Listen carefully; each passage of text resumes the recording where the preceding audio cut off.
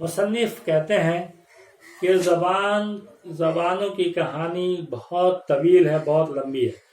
उसको अगर पढ़ा जाए तो बहुत वक्त लगेगा, बहुत, चूँकि यहाँ आपको निसाब में सब कुछ पढ़ना है, इसलिए मुख्तसर तौर पे जो है सिर्फ तारुफ बताया गया है, सिर्फ इंट्रोडक्शन कराया गया है।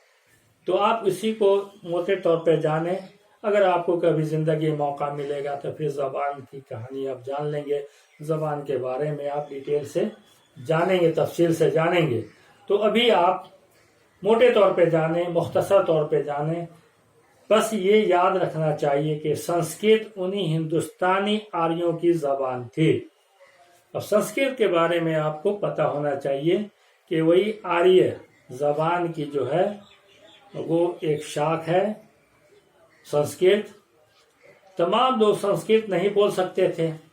जब ये लोग आए थे तो संस्कृत बोलते थे, तो यहाँ के लोग संस्कृत नहीं जानते थे। यहाँ की बोली प्राकृतिक बोली थी, कुदरती जो ज़बानें थी इन लोगों की वो थी, उनको प्राकृतिक यहाँ की ज़बान को कहा जाता था। तो वो संस्कृत नहीं समझते थे। यहाँ पुराने बसने वाले या तो अपनी पुरानी बोलियां बोलते थे या मिली जुली ज़बानें बोलते थे। कोई अपनी जो पुरानी प्राकृतिक बोलियां थी, जो कुदरती तौर पे जो इनको विरसे में मिली थी, वो ज़बानें बोलते थे, या फिर मिली जुली ज़बानें जो थी वो बोलते थे। धीरे धीरे ये हुआ कि संस्कृत ऊंचे जात के हिंदुओं की ज़बान होकर रह गई। हुआ क्या कि आम लोग तो इससे ना आशना थे, नहीं जानते थे संस्कृत क्या है, उसको समझ में नहीं आता था। तो दो पार्ट में लोग बट गए, दो हिस्सों में तकसीम हो गए।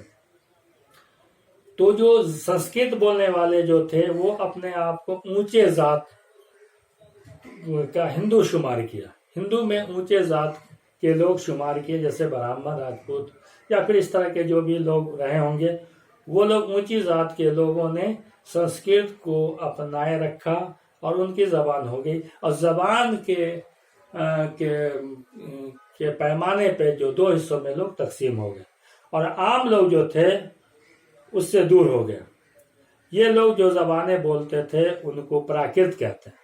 जैसा कि पहले ही हमने बताया कि जो आम लोग थे वो प्राकृत ज़बान बोलते थे, जो कुदरती ज़बान थी वो बोलते थे। और ये लोग जो थे संस्कृत बोलते थे, जो ऊंची जात के हिंदू लोग थे वो संस्कृत बोलते थे। इस बिना पे दो हिस्सों में तकसीम हो गए, आम लोग और ये खास लोग। खास लोग जो थे ऊंची जात के लोग वो संस्कृत बोलते थे और आम लोग जो थे वो प्राकृत बोलते थे। प्राकृत एक ज़बान नहीं थी, बल्कि अलग अलग इलाकों की अलग अलग प्राकृतें थी। अब प्राकृत भी एक ज़बान नहीं थी, क्योंकि ये भी अलग अलग जगह की अलग अलग प्राकृत थी, अलग अलग जो उनकी प्राकृतें थी। हिंदुस्तान लंबा चौड़ा मुल्क तो है ही, किसी हिस्से में कोई प्राकृत बोली जाती थी तो किसी हिस्से में कोई प्राकृत बोली जाती थी। अब जो बुद्ध मत का मुकाबला करने के लिए साधु और संत पैदा हुए, तो उन्होंने भी आम लोगों पर अपना असर डालने के लिए प्राकृतों ही में गीत और भजन लिखे। यानी कि अब जो बुद्ध मत का मुकाबला करने के लिए साधु और संत पैदा हुए, उस जमाने में बुद्ध मत के मानने वाले लोग बहुत थे, तो उनका मुकाबला करने के लिए साधु संत पैदा हुए और उन लोगों ने भी अपना भजन गीत वगैरह जो है वो प्राकृत में ही लिखे और धर्म कर्म की बातें की। उस वक्त दूसरी प्राकृतों या जबानों का जिक्र करने की जरूरत नहीं। इस वक्त दूसरी प्राकृतों या जबानों का जिक्र करने की जरूरत नहीं, क्योंकि इसमें काफी वक्त लगेगा।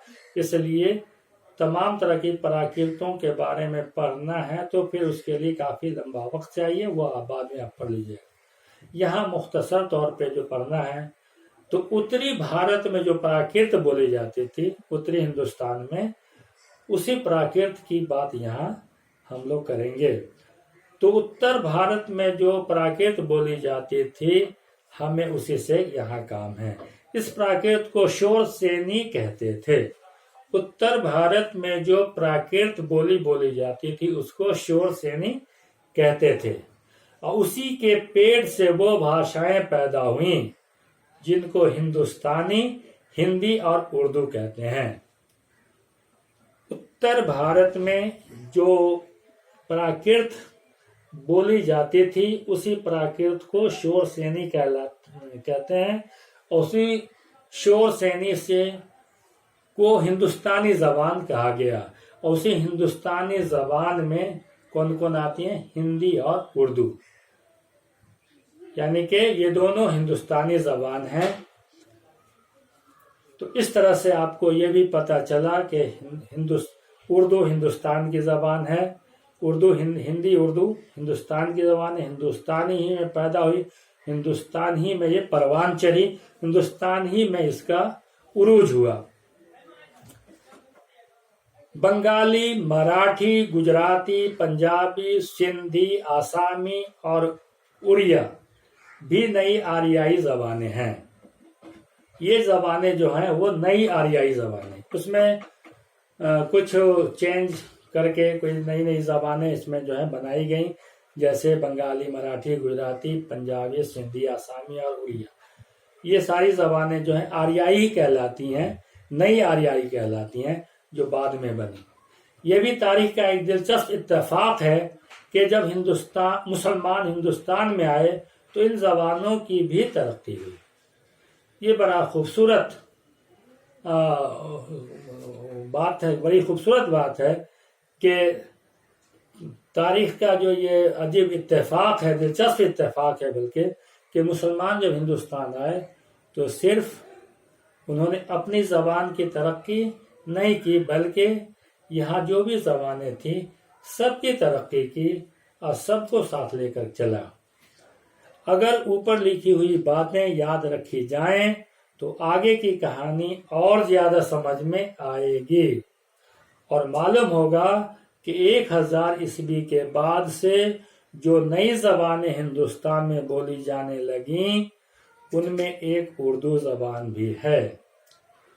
यानी उर्दू जबान 1000 साल के बाद, 1000 ईस्वी, यानी कि अभी 2000 ईस्वी है, 2020 ईस्वी चल रही है, तो 1000 ईस्वी के बाद से जो नई जबानें हिंदुस्तान में बोली जाने लगी उनमें एक उर्दू जबान भी, जैसे बंगाली, मराठी, गुजराती, पंजाबी, सिंधी, आसामी वगैरह जो आर्याई जबानें नई नई परवान चढ़ी, उसी तरह से उर्दू भी इधर फली फूली और उर्दू भी 1000 ईस्वी के बाद से नई जबानों में शुमार की जाने लगी और ये भी काफी तरक्की की पूरे हिंदुस्तान, बल्कि दूसरे ममालिक में, दीगर ममालिक में भी ये फैल गई।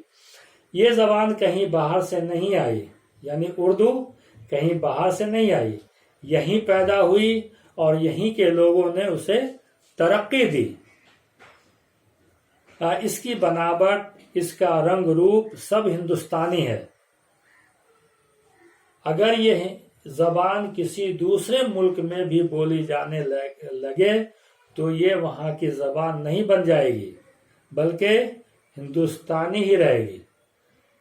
ये हिंदुस्तान में चूंकि पैदा हुई है, हिंदुस्तान में परवान चढ़ी है, तरक्की की है, तो अब ये पूरी दुनिया में क्यों ना बोली जाने लगे, ये जबान हिंदुस्तानी ही कहलाएगी। ये जबान बांग्लादेशी नहीं कहलाएगी, पाकिस्तानी नहीं कहलाएगी, ये जबान नेपाली नहीं कहलाएगी, ये जबान चीनी नहीं कहलाएगी, अमेरिकन नहीं कहलाएगी, रूसी नहीं कहलाएगी। चाहे पूरी दुनिया में क्यों नहीं बोली जाने लगे, लेकिन ये जबान हिंदुस्तानी ही कहलाएगी, इसलिए कि इसका वजूद, इसकी पैदाइश, इसकी नशोनुमा हिंदुस्तानी में हुई। इस तरह से आपने देखा, उर्दू जबान के मुतालिक आपने देखा कि उर्दू जबान किस तरह से फली फूली, किस तरह से राइज हुई, किस तरह से और ज़बानें आई, आर्याई ज़बानें किस तरह से आई, फिर द्राविड़ कैसे आए, आर्य कैसे आए, किस तरह से डेवलप किए, इन तमाम चीज़ों के बारे में आपने जान लिया। आइए सवाल और जवाब पे भी नज़र डाल लें। पहला सवाल है, हिंदुस्तान की खुसूसियात क्या है? हमने पहली इबारत जो पढ़ाई थी उसमें हिंदुस्तान की तमाम खुसूसियात बताई थी। हिंदुस्तान की खुसूसियात हमने आपको बताई हैं कि हिंदुस्तान लंबा चौड़ा मुल्क है, इसमें बड़े ऊंचे ऊंचे पहाड़, नदियाँ और तरह तरह के लोग, तरह तरह की ज़मीनें और तरह तरह के क्लाइमेट्स वगैरह, ये जो सारी बातें हमने बताई हैं वो आपको पहली इबारत में मिल जाएंगी। दूसरा सवाल है, हिंदुस्तान की कबायली नस्लों के नाम क्या है?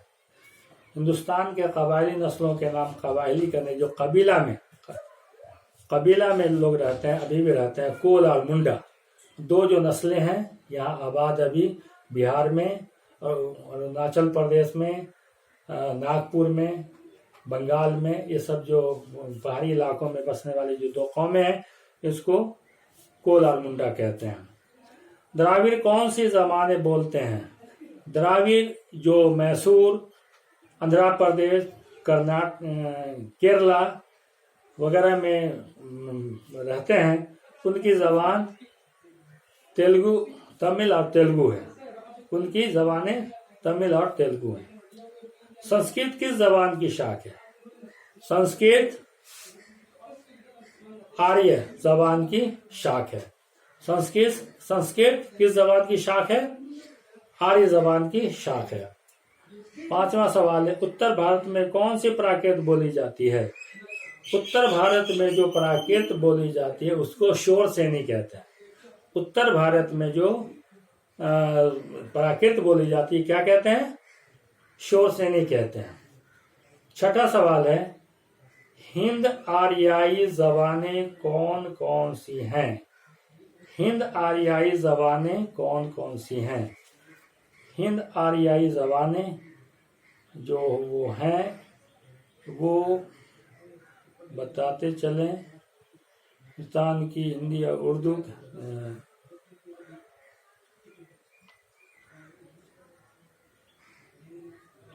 हिंद आर्याई ज़बानें हैं जो बंगाली, मराठी, गुजराती, पंजाबी, सिंधी, आसामी और उड़िया, ये नई आर्याई ज़बानें हैं और हिंदुस्तान में है। ये हिंद आर्याई ज़बानें जो हुई वो आपको इसका आंसर बाद में हम बता देंगे आपको। ये हिंदी और उर्दू, हिंद आर्याई ज़बानें हिंदी और उर्दू होनी चाहिए। खैर आइए आगे का सवाल है, उर्दू कहाँ पैदा हुई और किस ज़बान से निकली? उर्दू हिंदुस्तान में पैदा हुई और शोर सेनी से निकली है। उर्दू हिंदुस्तान में पैदा हुई और शोर सेनी से निकली है। इस तरह से आपने देखा कि ये तमाम सवालात के जवाब आपको लिखने हैं, आपने बता दिए। अब असाइनमेंट के लिए कुछ सवालात आप लिख लें होमवर्क के लिए। सवाल नंबर 1 में हिंदुस्तान की खुसूसियात क्या है?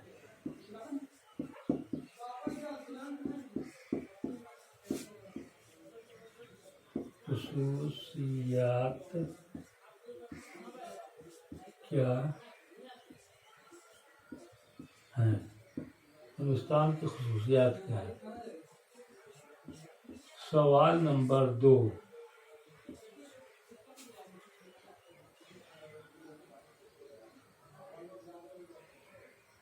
द्राविड़ कौन सी ज़बानें बोलते हैं?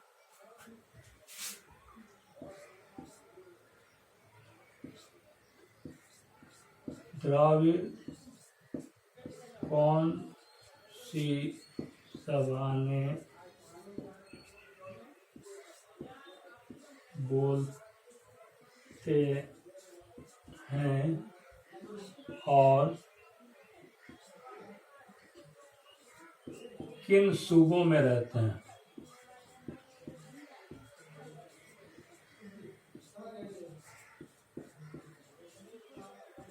किन स्टेट्स में रहते हैं, किन सूबों में रहते हैं? सवाल नंबर 3।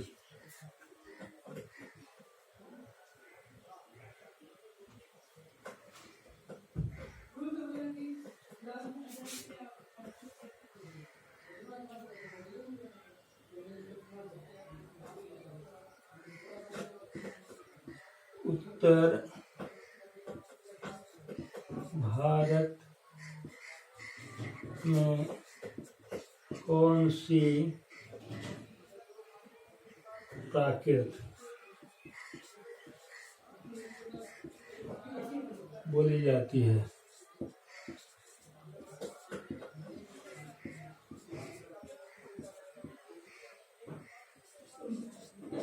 सवाल नंबर 4।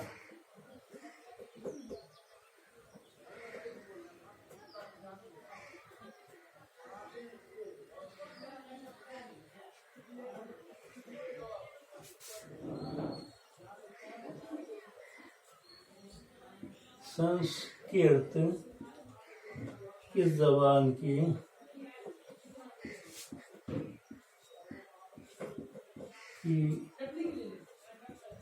शाख है?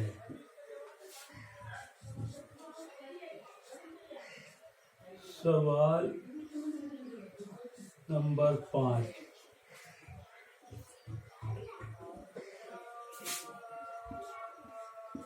उर्दू कहाँ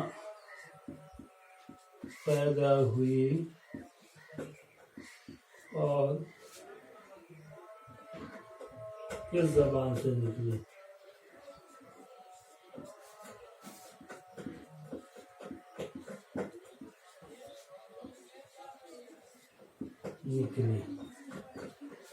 और आखिरी सवाल है सवाल नंबर 6।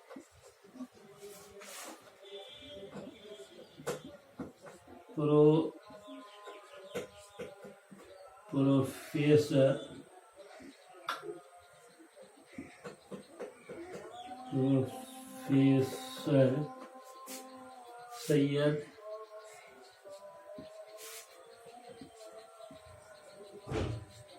एहतेशाम हुसैन की शख्सियत पर रोशनी डालिए।